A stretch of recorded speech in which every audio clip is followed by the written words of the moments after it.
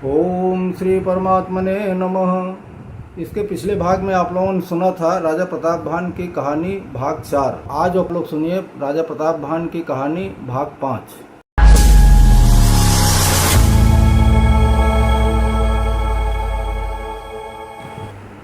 ओम श्री परमात्मने नमः।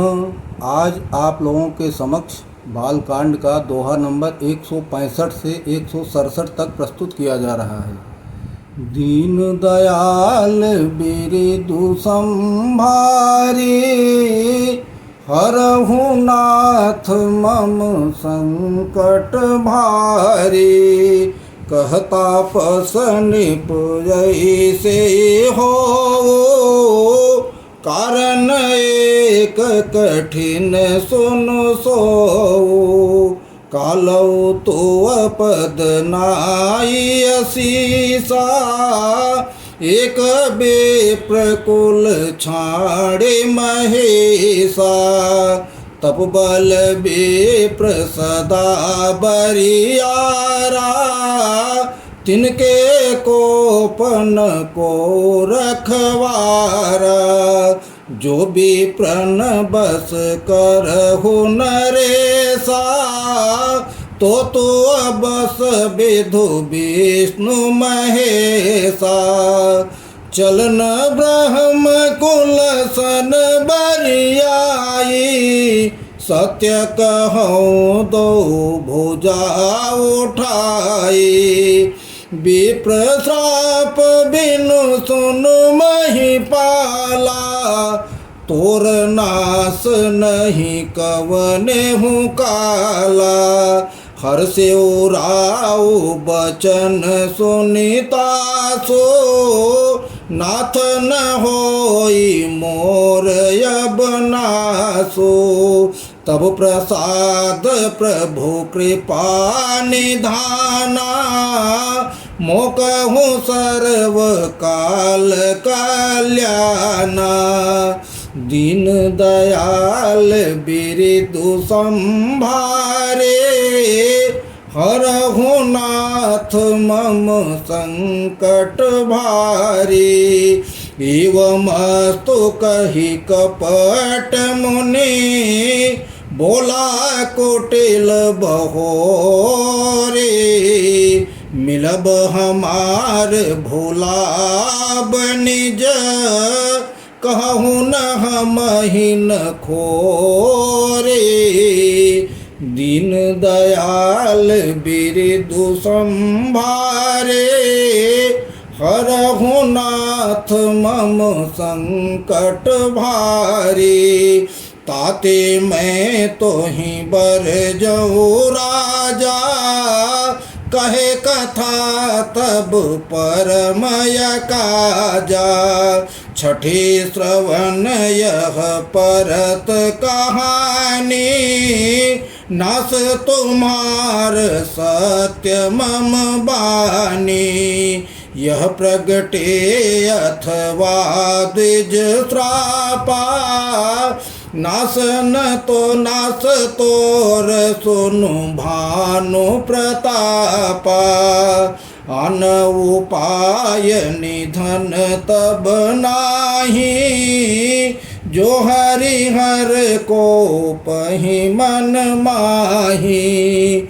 सत्यनाथ पद गहि निप भाखा, द्विज गुर कोप कहूँ को राखा। राखई गुर जो कोप विधाता, गुर विरोध नहीं को जग त्राता। जुन चलब हम कहे तुम्हारे, हो नाश नहीं सोच हमारे। एक ही डर डर पत मन मोरा, प्रभु मही देव श्राप यति घोरा। दीन दयाल बिरदु संभारे, हरहु नाथ मम संकट भारी। होहि विप्र बस कवन विधे, कहूँ कृपा करी सो, तुम तजि दीन दयाल निज, हितु न देखऊँ को। दीन दयाल बिरदु संभारे, हरहु नाथ मम संकट भारे। सुन निप विविध जतन जग माही, कष्ट साध्य पुनि होहि कि नाही। अहै एक यति सुगम उपाय, तहाँ परंतु एक कठिनाई।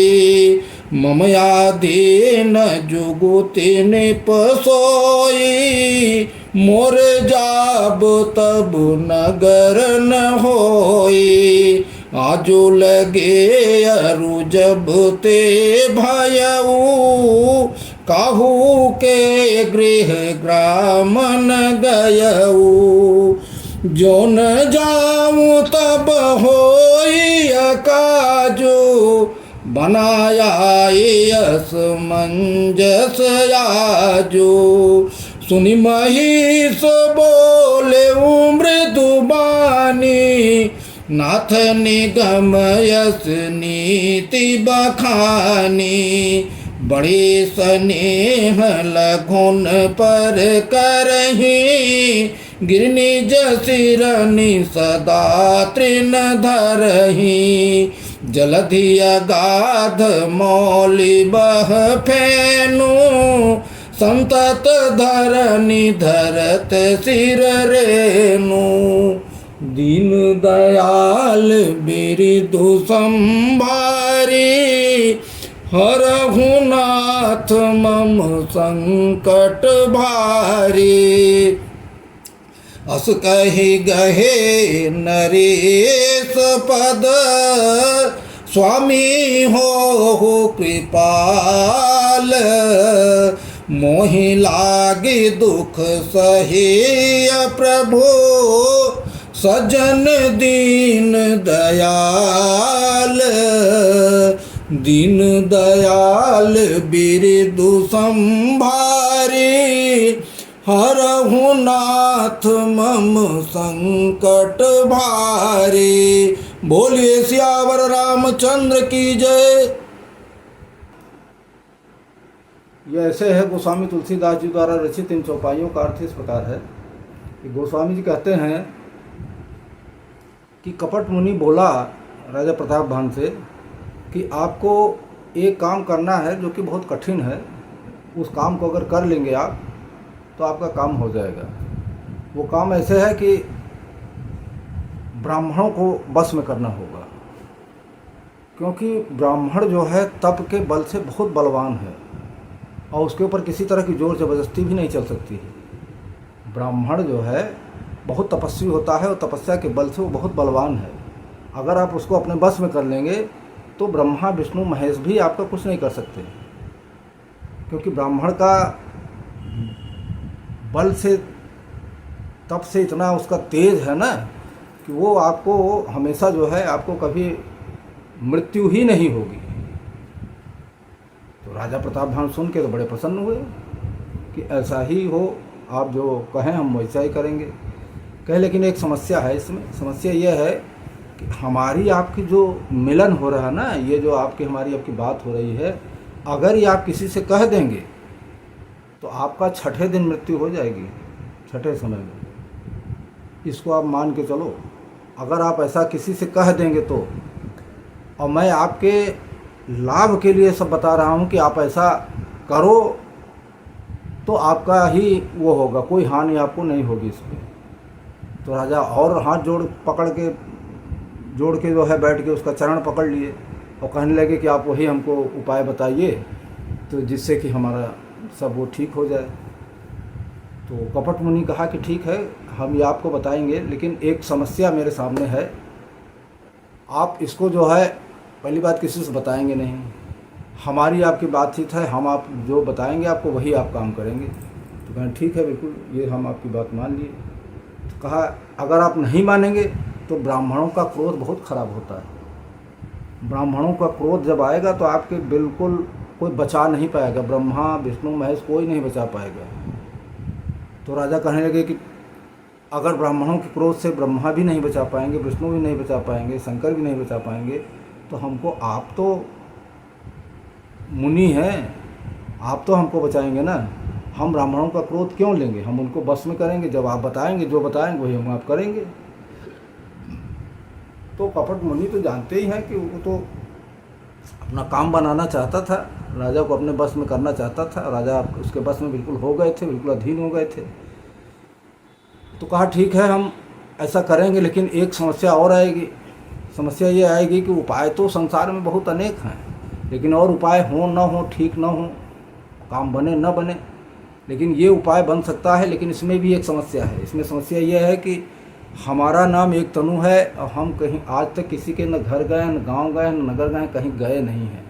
और अगर आपके यहाँ नहीं जाते हैं तो आपका काम बिगड़ रहा है।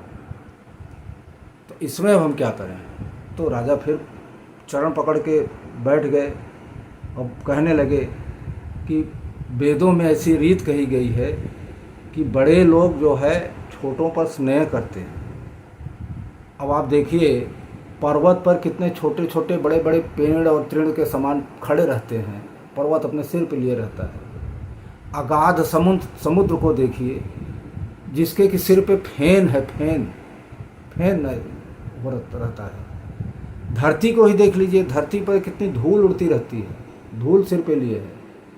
तो आप इतना हमारे लिए कीजिए, आप जो है इसके लिए अपना कष्ट सहिए, चाहे जो कुछ कीजिए, आप हमारे लिए इतना काम अवश्य कीजिए। मैं आपके हमेशा ऋणी रहूँगा, आपके अधीन रहूँगा, आप जैसा कहेंगे वैसा करूँगा।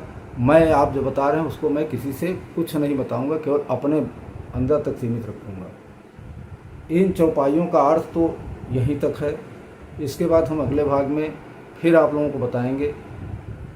और अच्छा लग रहा हो थोड़ा सा तो चैनल को सब्सक्राइब कर दीजिए, वीडियो को इतना शेयर कीजिए, इतना शेयर कीजिए कि आप भी देखिए, सब लोग देखें वीडियो को, सबको लाभ मिले। मेरा यही उद्देश्य है, सनातन धर्म का उद्देश्य यही है, भगवान श्री राम के प्रेम का यही उद्देश्य है, अपने संस्कृत का भी यही उद्देश्य है। तो आप लोग इसको शेयर कीजिए, जितना ज़्यादा हो सके शेयर कीजिए और कमेंट बॉक्स में जय श्री राम जरूर लिखिए। बोलिए सियावर रामचंद्र की जय, पवन सुत हनुमान की जय।